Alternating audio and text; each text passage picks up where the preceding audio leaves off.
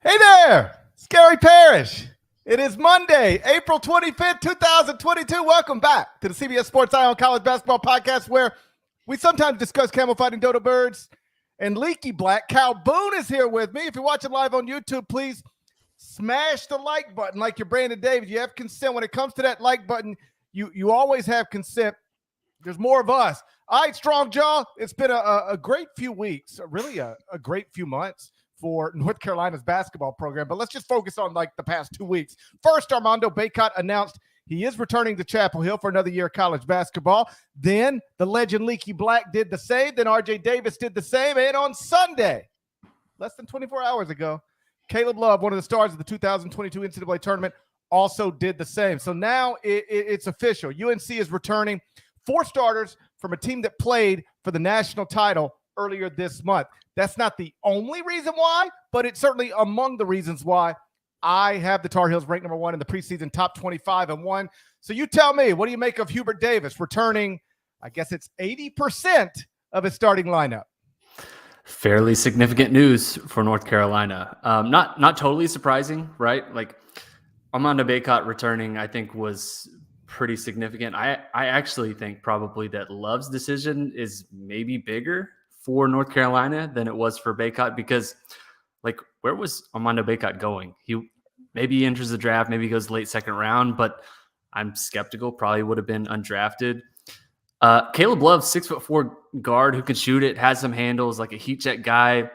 I had him number 43 on the top 60, the big board for the NBA draft. And I thought, probably staying and returning for next year probably would have boosted his stock more than just riding the end of the season and going into the NBA draft.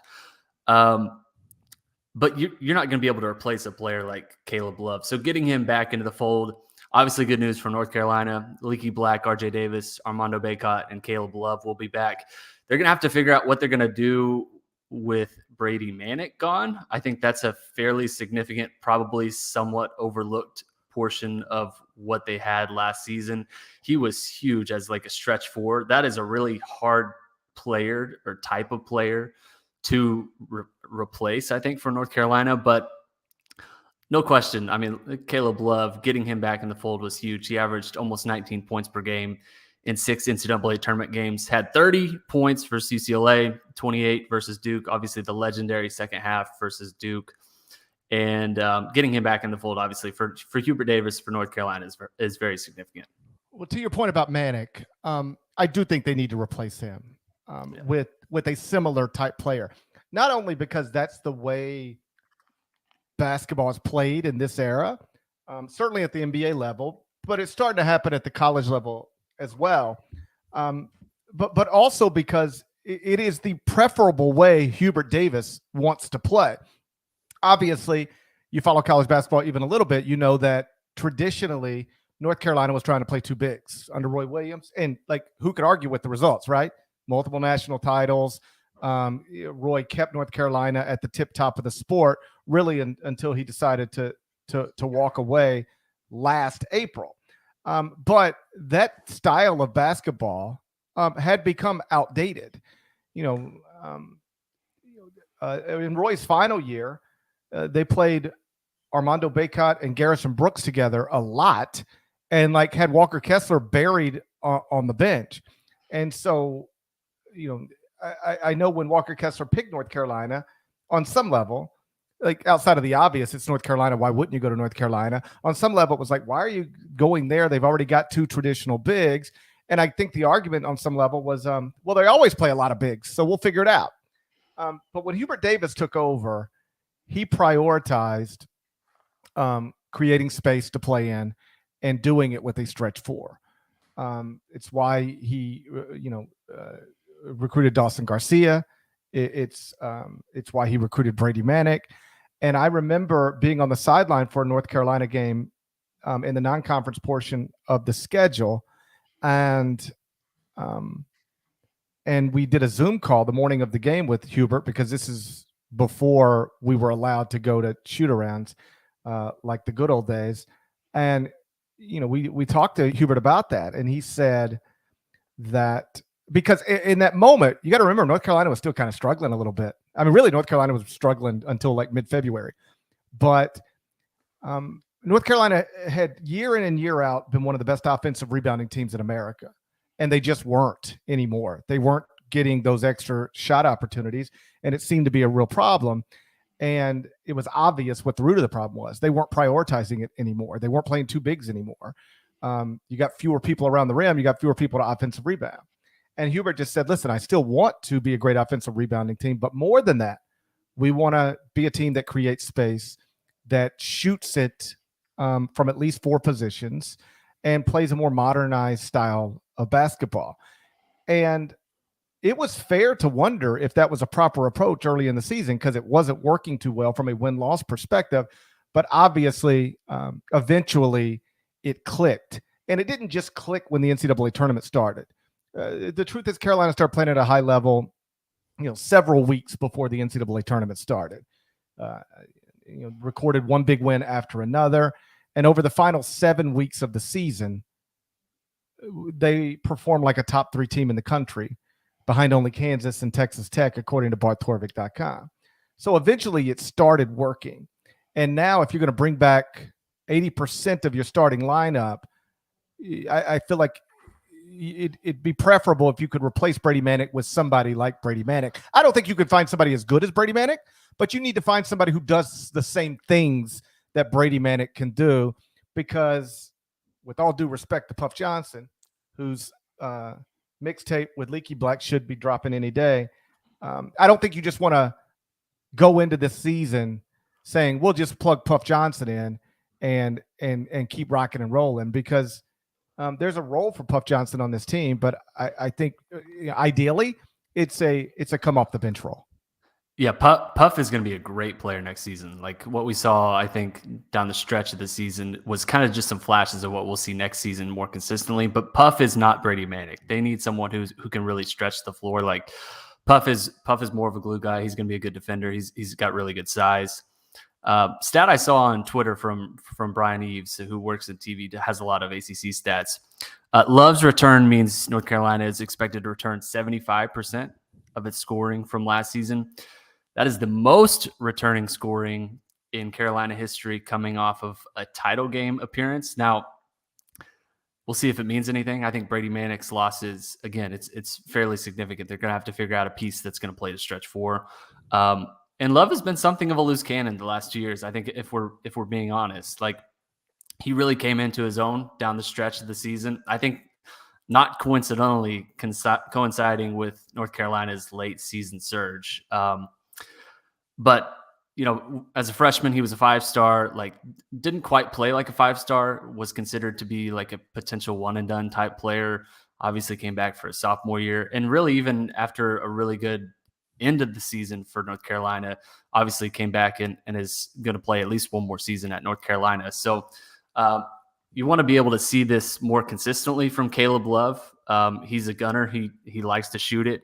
He has just a fearless quality about him as a scorer, as a shooter, as a guard that I think unlocked a lot of Carolina's potential down the stretch of the season. I think if he's able to play at a more consistent level next year, like we saw at the end of the season, that the North Carolina is clearly going to be, obviously, they're number one in the CBS Sports top 25 and 1. They're clearly going to be one of the top teams in college basketball next season. Yeah, and Norlander and I talked about this on a previous podcast. When you put North Carolina number one, are you worried that you're just doing exactly what you did last offseason with UCLA, a team that was, up and down much of the season and then really took off in the NCAA tournament, and then they bring a bunch of interesting pieces back, and you more or less disregard November, December, January. In UCLA's case, also February and early March, and just focus on the end. And though I recognize it's a fair point to make if you're trying to have a conversation about it, but I would push back on it a little bit. Again, UCLA was losing consistently until it got to the NCAA tournament, and then it took off. North Carolina was winning, for about the final 3-4 weeks of the regular season. Again, if you run the data from February 17th through the end of the season, which is a 7-week sample size, North Carolina was performing like the third best team in the country, behind only Kansas and Texas Tech, according to BartTorvik.com. That suggests this wasn't just a team that got hot in the NCAA tournament. Beyond that, they finished higher at KenPom than UCLA did the year prior. North Carolina finished 16th at KenPom this season and entered the NCAA tournament in the top 30. If you go back to last season and look at UCLA, that's a team that entered the NCAA tournament 45th at KenPom. So I just sort of push back on the premise a little bit that this is just a team that got hot in the tournament, like UCLA was just a team that got hot in the NCAA tournament. The last thing I'll say on this is I think it's interesting the way it comes together, and you sort of touched on it a little bit. One of my favorite college basketball stories of the past, 20 years is the only back-to-back national champion we've had in a long, long time, and that's Florida in 2006 and 2007. And it is obviously uncommon, especially in that era, to win a national championship and then return your entire starting lineup. But that is what Florida did. But one of the points I remember making back then was you have to look at the very specific circumstances under which this happened. And to that point, the thing that was obvious was you've got a unique situation that isn't happening anywhere else. In other words, Joakim Noah was the star of the team. Best player, not best player, we could argue. He was the star of the team. He was also the son of a professional athlete. He didn't need to get to the NBA to cash in or to take care of his family. These sentences we hear all the time when people declare for the draft. He was having a blast on a college campus, so he just decided to come back to school. Al Horford was the son of a professional athlete. Long story, not so long. Those Florida players, outside of Corey Brewer, probably didn't need to get to the NBA as quickly as possible to take advantage of this life-altering money. And once the other four, and Lee Humphrey wasn't a legitimate NBA prospect. Torian Green was a borderline prospect. So once the other four come back, Corey Brewer was like, I'll come back too. And we'll just try to do this thing again. And then they did. It was an incredible story. This North Carolina team is similar for different reasons. They've got great college players, legitimate NBA prospects like Baycott and Caleb Love. I think both those guys will one way or another play in the NBA, but they're not obvious, undeniable NBA prospects. Like, they're good enough to be great college players, good enough to maybe play in the NBA someday, but not quite good enough to where, like, if you're Ochai Agbaji or AJ Griffin or Paulo Banchero, where you've just got to go to the draft right now because you can't leave all that money on the table. So this has been a common trend in college basketball in recent years. If you look for who's going to be the best teams in the country, find teams that bring back guys who could have reasonably entered the NBA draft but decided not to for whatever reason. You want a great example? Kansas. Ochai Agbaji was this close to staying in the NBA draft last year, decided to come back and ends up being the most outstanding player of the Final Four, leading a team to a national championship. There's one of those guys on most NCAA tournament championship teams. And now, if you accept that Armando Baycott and Caleb Love could have both reasonably entered the 2022 NBA draft, then Carolina's got two of those guys coming back from a team that just played for the national championship. And then, of course, name, image, and likeness rights, I think, obviously play a role in this. Whatever Armando Baycott or Caleb Love could have gotten to play professionally next season is probably dwarfed by what they'll be capable of making over the next year playing college basketball. Because what is your value to North Carolina boosters or anybody else when you are two well-known, accomplished, heralded basketball players at a program with the brand of UNC basketball? Like, that's worth a lot of money. So when these players, and not just the Carolina players, but anybody else who's doing something similar, Hunter Dickinson or you name it, when they come, it's like unfinished business. I just didn't feel like I'm done with college basketball yet. That's what Hunter Dickinson said. It's all great. I take off. But some of this is, where were you going? And was it a place where you could make more money than where you're going to make playing than what you're going to make playing college basketball next season? And if the answer is I don't know where I was going and probably not, then this is a very sensible, in fact, I would argue the most sensible thing to do. It's great for college basketball, and specific to this story, great for North Carolina, because who knows how the season will unfold, obviously, but Hubert Davis heading into year 2 has a team that looks very much capable of playing for a national championship once again. Yeah, it reminds me 2 years ago of Illinois a little bit, right? Where Ayo Dosunmu comes back, Kofi Cockburn comes back. Neither of those guys, I think at the time, would have been first-round picks. Now, Dosunmu comes back, improves his draft stock, goes to the draft. Now he's really latched on with the Chicago Bulls. Kofi Cockburn comes back last year after testing the waters and is one of the best college basketball players in the sport. But again, was not a definite first-round pick. In fact, maybe not even drafted at all. So they're in that kind of no man's land where, what are you going to do? Do you go to the draft? Do you maybe risk going undrafted, or do you just decide to come back? And I think that decision now is made a lot easier with name, image, and likeness rights, because now Caleb Love is, one of the faces of North Carolina basketball, a huge brand, a team that is coming off a national title game appearance. They're going to be potentially the preseason #1 team in the sport. Same with Armando Bacot. He's, double-double machine. He's clearly the best player on North Carolina. And he's already cashed in on name, image, and likeness rights last year. Coming back next year for another season, I think is going to be even bigger. So I think we're seeing kind of in real time the influence and the effect that name, image, and likeness is having on college basketball.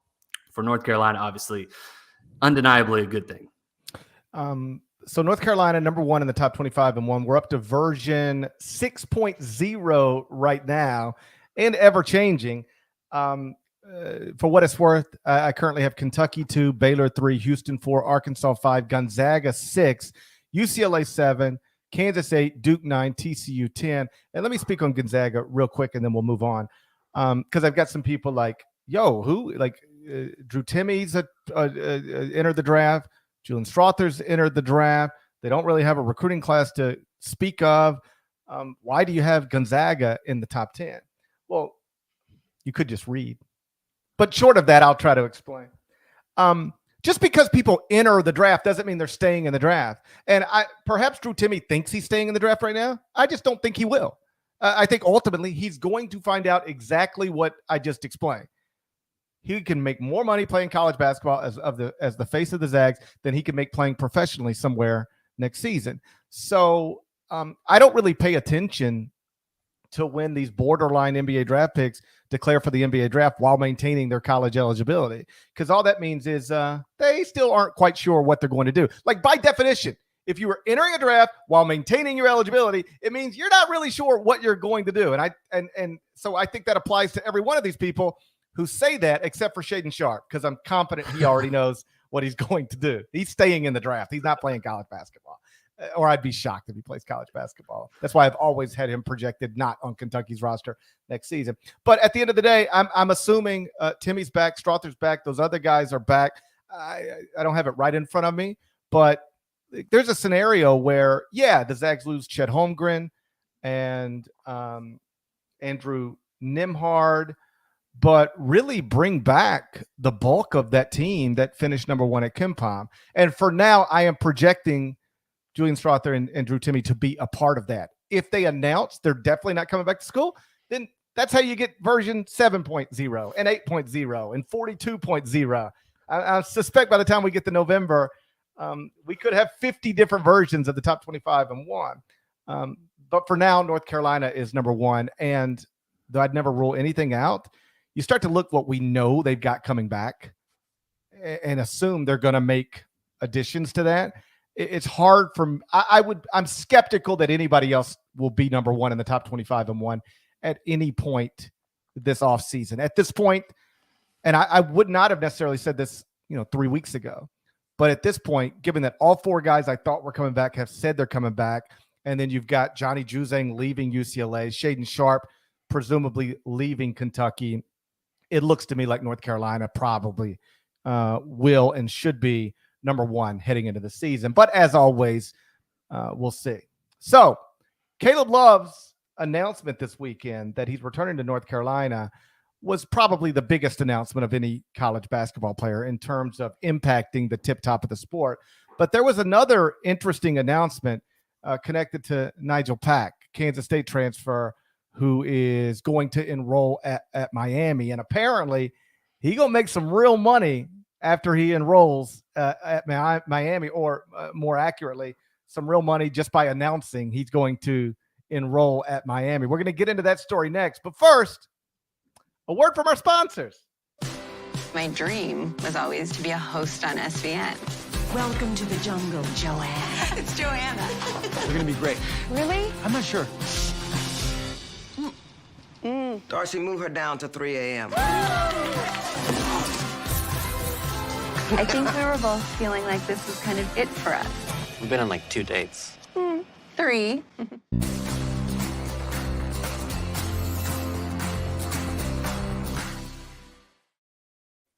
So it's another interesting development this weekend. Kansas State transfer Nijel Pack announced a transfer to Miami, and he's going to get some real money. He signed a 2-year deal worth $800,000 plus a car with Life Wallet, which is a part of I did my Life Wallet research this weekend. Me too. Okay, trivia time. Oh, no. What is Life Wallet? I have no idea. Okay.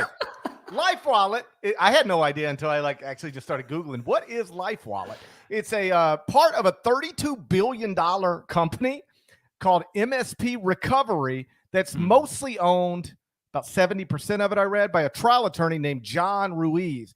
And this dude, John Ruiz, I'm trying to enroll at Miami right now. First and foremost, what an amazing place to go to college. If I could do it over again, I would pick my college destination based on weather.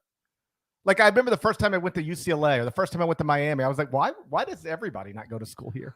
Why would you walk? And I don't mean this disrespectful toward any place. I'm strictly talking about weather. But imagine walking to class in East Lansing, Michigan, or walking to class in Westwood or in Coral Gables. It's two different things.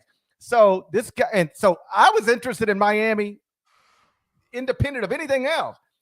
Add John Ruiz to the equation, and I don't know why everybody's not going to Miami. This guy is throwing around real money via NIL deals to Miami student athletes who are basically being asked to promote the Life Wallet app. That's your job.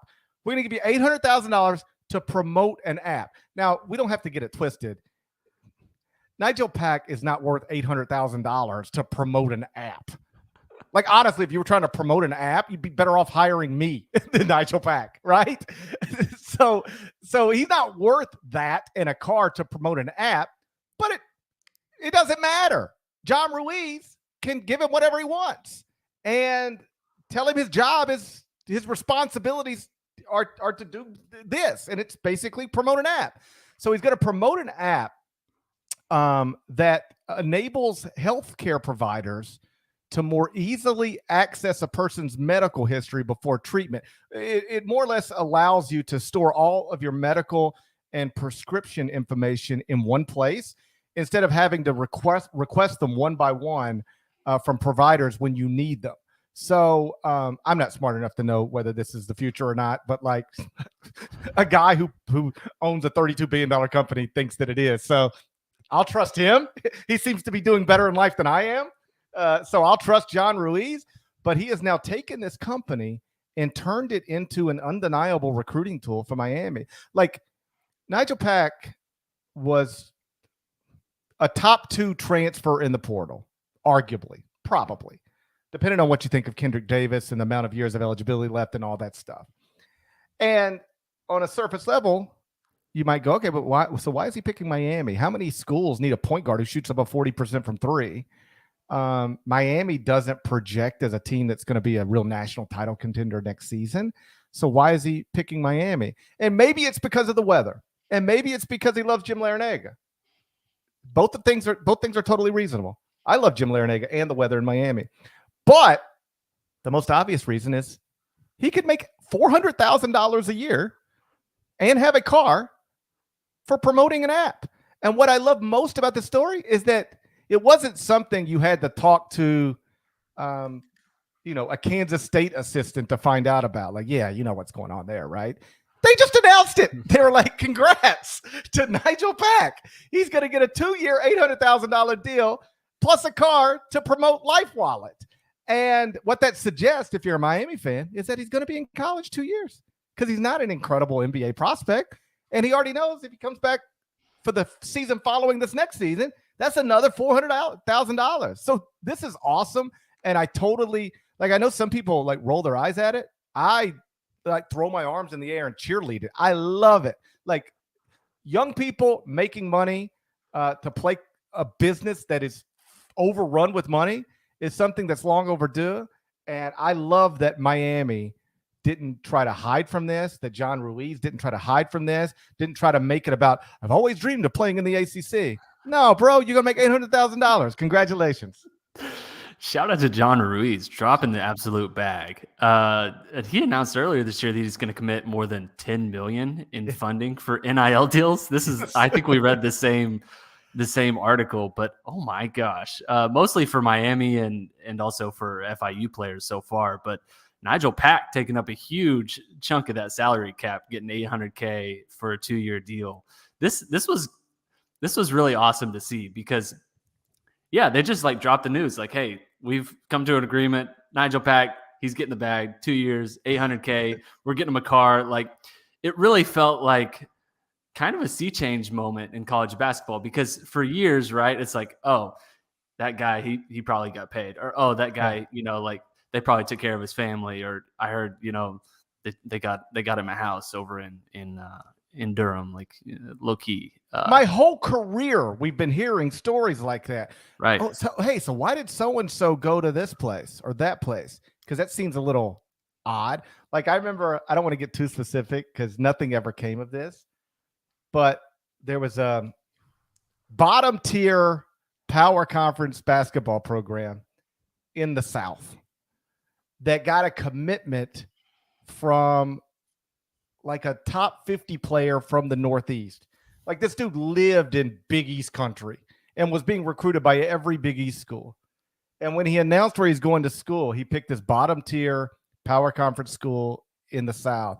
And he was like, I always dreamed of playing at this place. It's what? No, you probably didn't even know this place existed. What are you talking about?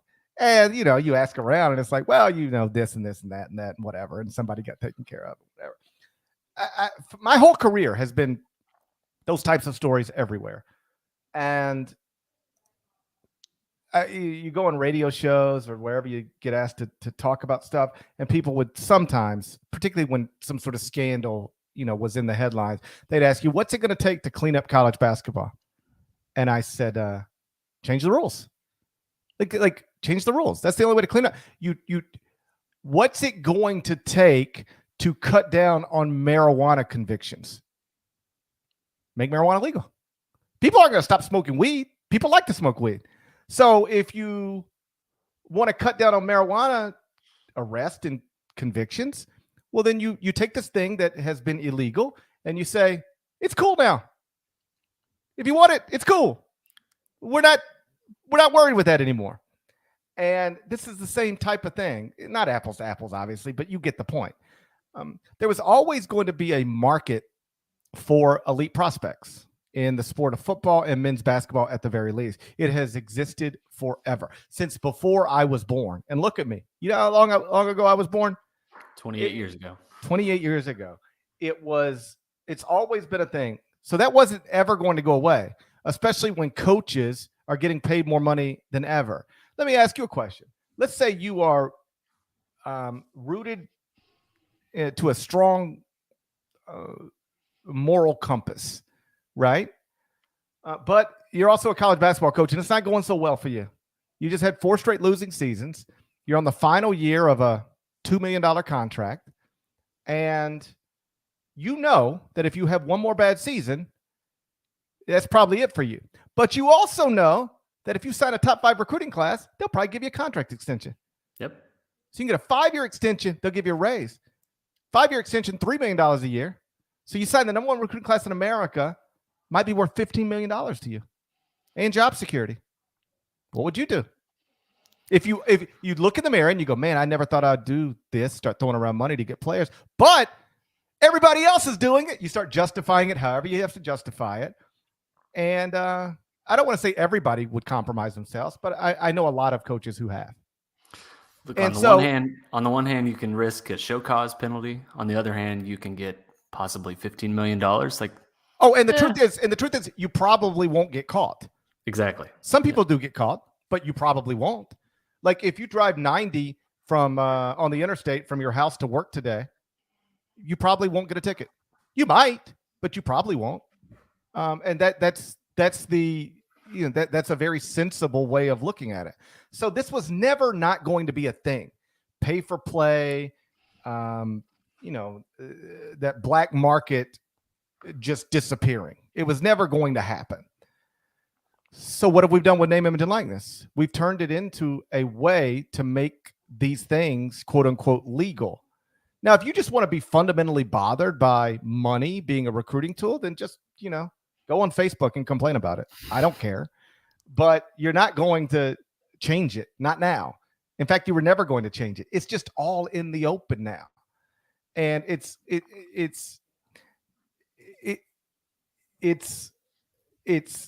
when Nijel Pack, how about this? If 5 years ago, somebody like Nijel Pack picked Miami as the most desired transfer in the portal, people would have spent this weekend going like, why Miami? What did he do that for? What do you think? Do you think something happened? Blah, blah. And now we go, why Miami? Because John Ruiz stepped up with $800,000. Congratulations, young man. Like it just brings everything into the light. And perhaps not everything, I don't want to overstate it, but most of it is now in the light. Like, so why is so-and-so coming back to school? Because he can make a lot of money being in school legally. I'm sure some booster connected to some school is taking care of this. And everybody's getting the money that the market suggests is there for them. And oh, by the way, all of these things are really bad news for the people who screamed and screamed and screamed for years. There won't really be a market for these players. Only a handful will get some. Nijel Pack just got $800,000 guaranteed. Nijel Pack. Don't ever say again, I don't think there'll be a market for most of these guys. Nijel Pack just got $800,000. There is money to be made for lots of these guys. A really good player, Nijel Pack. Number 2 in David Cobb's transfer rankings. But yes, to your point, Nijel Pack just got $800,000. Like the first time Nijel Pack's name has ever been mentioned on this podcast was today. Yeah, that makes sense. Yeah, that makes sense. And he's going to be a really good college player for Miami. But yeah, we're not talking about like the elite of the elite. Like if he's an all-conference player, that'd be a very good finish to his college career. Like he was a good player at Kansas State, shot above 40% from 3 in 2 seasons. Miami needed someone who could shoot the 3. They were the 6th worst 3-point shooting team in the ACC last season. But yeah, like this is a significant deal. I think more so for college basketball, more so for Nijel Pack than it is actually for Miami or the ACC. He's going to be a good player. But the fact that now we're just talking about people's bags in this market, it really kind of more publicity, please, because I think the more we know about who is getting what, I think the more likely these players are going to more appropriately cash in on what their market value is. Nijel Pack worth 2 years, $800,000. Like if Nijel Pack is getting that bag, there's going to be a lot of players that are going to be finishing their college career as millionaires. Like maybe not even like great college players either, like good college players. So it's really cool to see kind of the behind the scenes come to the forefront as like, this is what the market is. Nijel Pack is worth $800,000. I think we'll see more of this in coming years for sure. Yeah, and I know there's going to be somebody out there who listens to this and it says, but that's not really his market value. He can't provide $800,000 worth of value for promoting the Life Wallet app. And to that, I say, sure, I agree. I think that's been established. That's not the point. The market for these players was never going to be tied directly to the value they can bring to a business. It was going to be tied to how badly do these business owners want them in specific places. What is a baseball card worth? But people will pay millions of dollars for them, right? Because they decided this is what I'm willing to pay to have this thing in my home. Similarly, football players, basketball players, and I'm assuming it'll trickle into other sports. I know it already has on some level. Somebody is deciding this is what I'm willing to pay to have this person play for my favorite school, period. And if somebody is out there deciding that, then that is what your market value is. Again, I think the baseball card analogy is pretty good. When did we decide that a baseball card is worth $1 million? Or NFTs for that matter. Any of this stuff. Yeah. Any of this stuff. It's if somebody decides this is what I'm willing to pay to have this where I want it, then that's what it's worth. And with a baseball card, you might pay to have it on a shelf in your office. And with a basketball player, you might pay to have it on the court at your alma mater. And it's all, it's all awesome as far as I'm concerned. This is what I always hoped it would look like. Players recognizing they're worth a lot more than they've been getting and capitalizing on it, and nobody trying to hide from it or be embarrassed by it or be ashamed of it. Like, why am I going to Miami? Because I love Coach L, because the campus is beautiful, because the weather is amazing, but mostly because I'm getting $800,000 to promote an app. Fine with me. Sounds awesome. And what it also does is it shows other schools, like, I don't know that you got to go this big, but you better get involved, because every year, a player going to go in a transfer portal knowing there might be an $800,000 deal at Miami for me. So at Florida State, what are you going to do? At Florida, what are you going to do? Like, you're competing in the same state. And we already know that this is possible for a Nigel Pack level player. And I don't want to be dismissive of him. He's really good. Like, incredible shooter, made 43.6% of 7.5 3-point attempts per game this past season. He can play on or off the ball, average 17.4 points, 3.8 rebounds, 2.2 assists. He's really good. But like, we ain't talking about a guy who was just a first-team All-American or a second-team All-American or a third-team All-American, and he's getting $400,000 a year. Like, that's what a Miami-based businessman has decided is the market value for a player like Nigel Pack. And I promise you, every other player like Nigel Pack knows that that's out there somewhere right now. So if you are a coach running a high major college basketball program and you want to try to keep your players, you better have an understanding of what's happening now and how it's happening now, because it will be hard for a lot of places to keep their players if they don't have some version of John Ruiz working for them. That might be an extreme example. In fact, I think it probably is an extreme example, but it exists. It's a real thing. And it's where we're at with the sport of college basketball. Before we get out of here, a few other notable college players announced their intentions this weekend. SMU transfer Kendrick Davis said he's going to Memphis. St. Louis point guard Yuri Collins withdrew from the transfer portal and will remain at SLU. Michigan's Hunter Dickinson announced he's returning to Michigan. Out of those decisions, what stands out there? Kendrick Davis, for sure. Chose Memphis over Duke, Gonzaga, Kansas, Texas Tech, Houston. Well, let's just stop right there for a second. Yes. Kendrick Davis, who has no ties to Memphis whatsoever, decided to choose Memphis over Duke, even though Memphis has a looming NCAA case hanging over the program. Like, I'm assuming he knows it'll be worth his while. But also, have you strolled the campus at Memphis? It's beautiful. It's actually beautiful. It's more beautiful. It's beautiful. I'll just keep it simple. I don't. I gain nothing by not I'm agreeing sure with you. Memphis. I'm sure Memphis is fantastic. It's a huge get for Memphis. They've had a revolving door at point guard under Penny really since he took over, right? I mean, like Alex Lomax, really good college point guard. Tyler Harris, pretty good college point guard. Okay, pretty good. The upgrade that you're getting, though, from those players to Kendrick Davis Massive. is significant. I mean, I'm old. You may be old enough to remember this, too. I'm old enough to remember when there was buzz that Penny was going to use Imani Bates as a big point guard, like a playmaker in more of a positionless system. Like, they really haven't been able to figure out what they're doing at point guard. And you can get away with that if you're super, super talented. And Memphis has been really talented.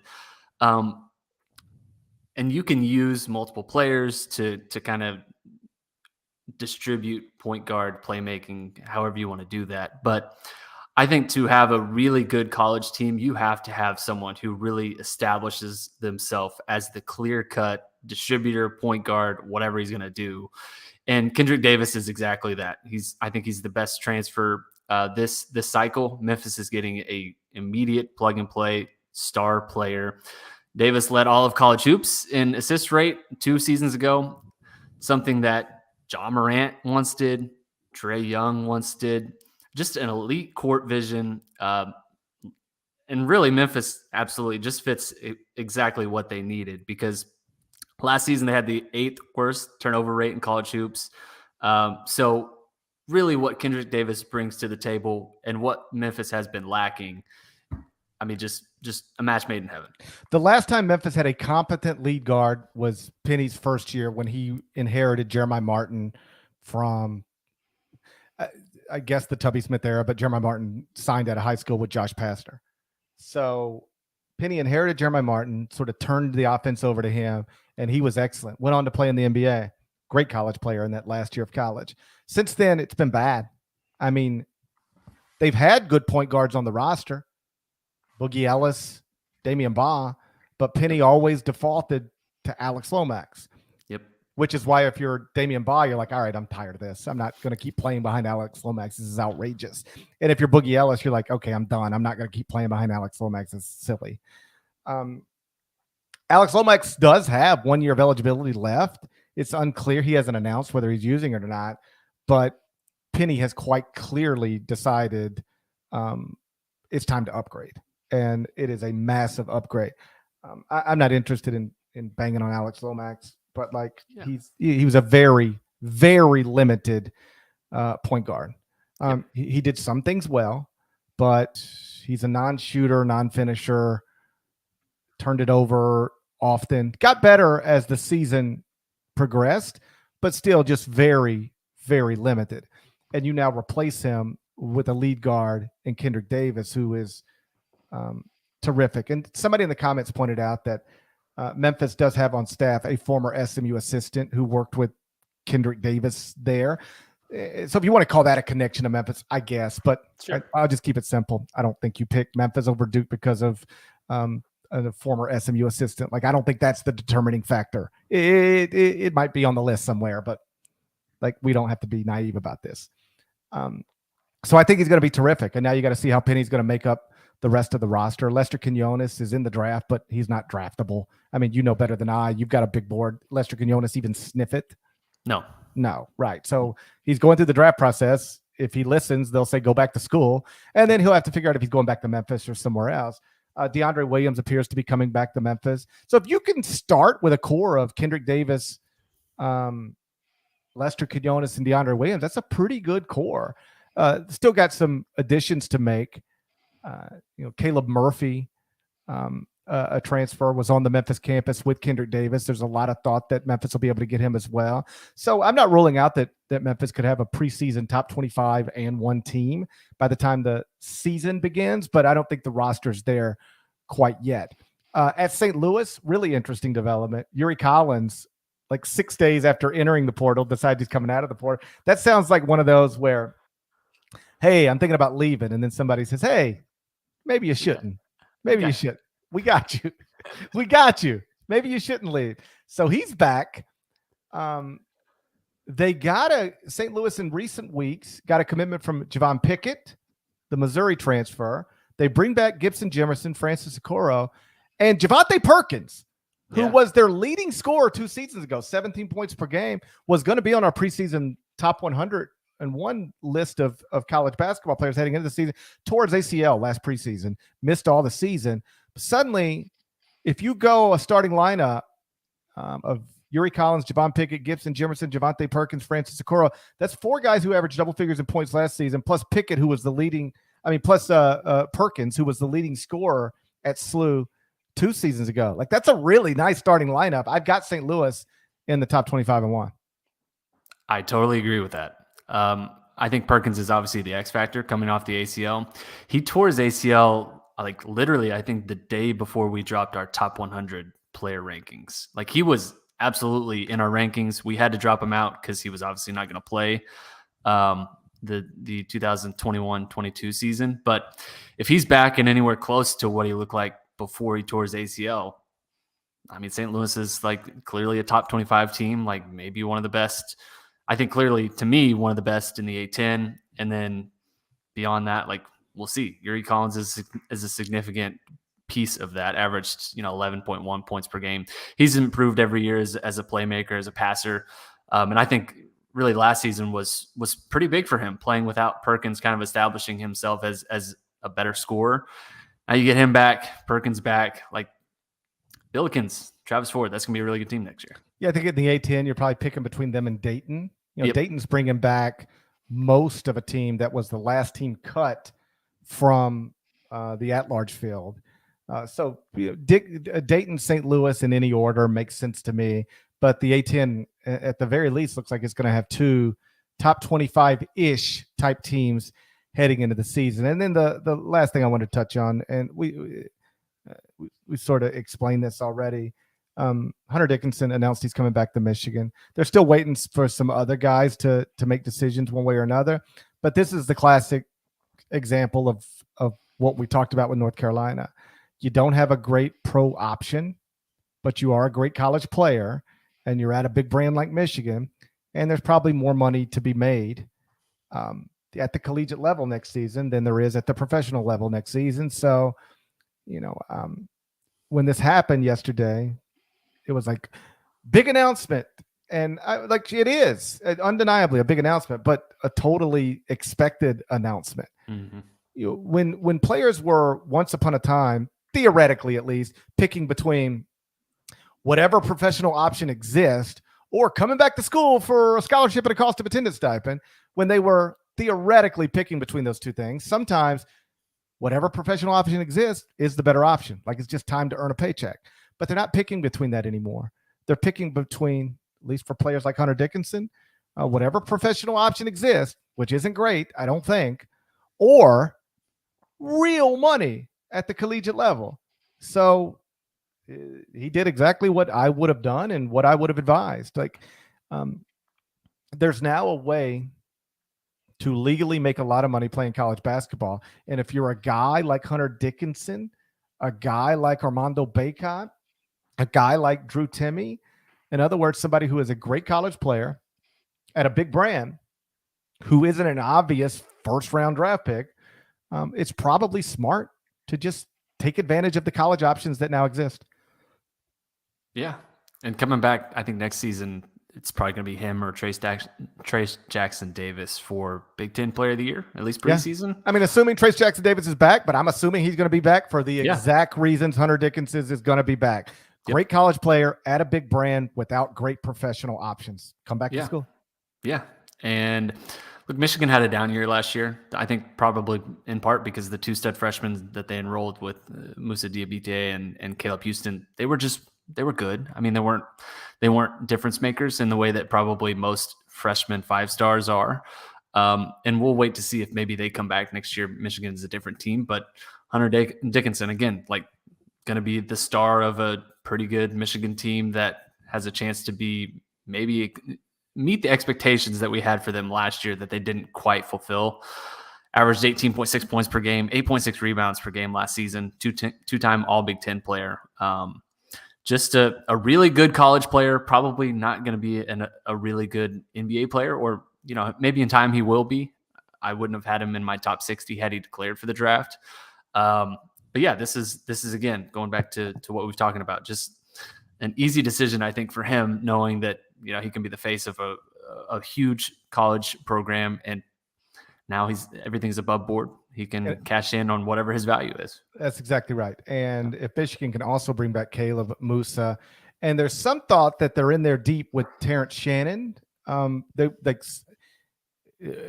don't know if somebody reported that he was committed in previous few days, or certainly in suggested that he was. That has been slowed down a little bit, but there's still some thought they could end up with Terrence Shannon. And if you end up with Terrence Shannon, bring back, Hunter Caleb Musa, probably a preseason top 10 team, and among the favorites, if not the favorite, depending on eye of the beholder stuff.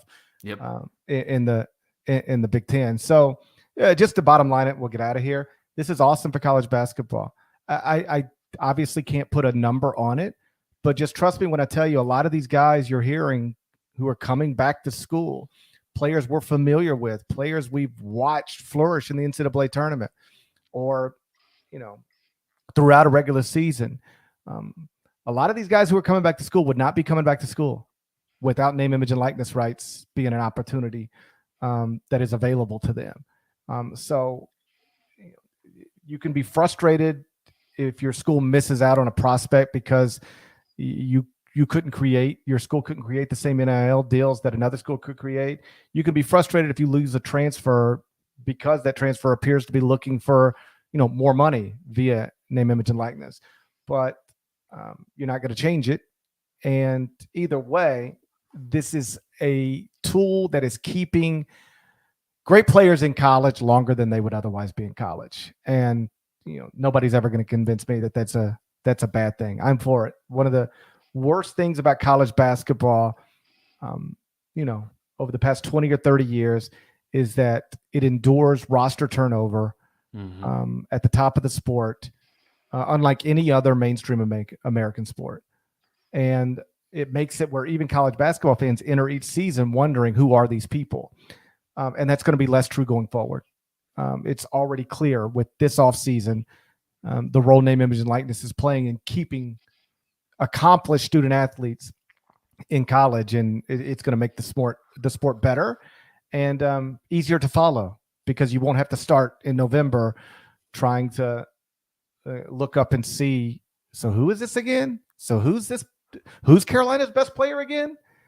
You're going to know because you just watched them, play in an NCAA tournament and go all the way to the national championship game. This is great stuff for college basketball and long overdue. Shouts to Devin Downey. Shouts to Chester, South Carolina. Shouts to Huck. Shouts to Larnell. Thank you guys once again for listening to the Eye on College Basketball Podcast. Dumbest pandemic of my lifetime. If you're not subscribed, please go subscribe anywhere you subscribe to podcasts, including Apple and Spotify. 5 stars. Nice review at Apple. We need nice reviews over at Apple. Like, you take 10 seconds and type some words. There's more of us than there are of them. Don't let them forget that. Don't let them shame us. There's more of us than there are of them. If you're not subscribed to the YouTube channel by now, I don't know what to do. I've been asking you since November. Like, please just knock that out so I can stop doing it. And we will talk to you again on Thursday. Bye, Strong Jaw. Bye. Bye, YouTube. Bye. Till then, take care.